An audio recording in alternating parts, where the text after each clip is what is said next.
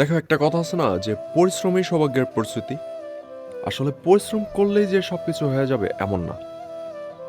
ভাগ্যেরও একটা ব্যাপার আছে, নিয়তিরও একটা ব্যাপার আছে।